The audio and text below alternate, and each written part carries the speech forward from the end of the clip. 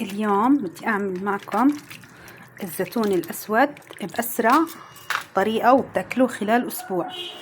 طبعا أنا بعد ما شرحت الزيتون نقعته بمي حلوة مع التغيير كل يوم لمدة 6 أيام. ضليتني أغير المي عليه لمدة 6 أيام. في اليوم السادس عملت محلول ملحي، كل كاسة مي ضفت عليها معلقة ملح ونقعته لصار معنا بهذا الشكل لمدة يومين. هلا راح أصفي وأبلش أشتغل في الزيتون. صفيت الزيتون وغسلته من الملح. فلفل أخضر حسب الرغبة راح أحطه فوق الزيتون. كمية من ليمون مناسبة.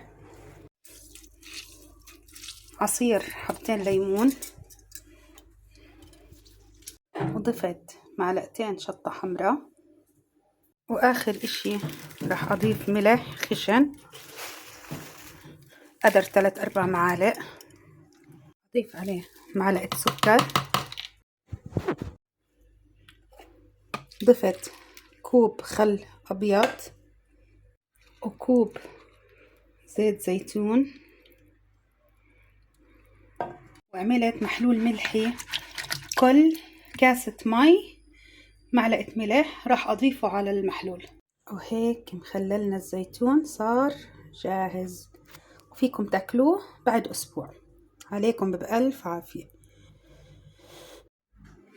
وهيك مونتنا صارت جاهزة للشتاء.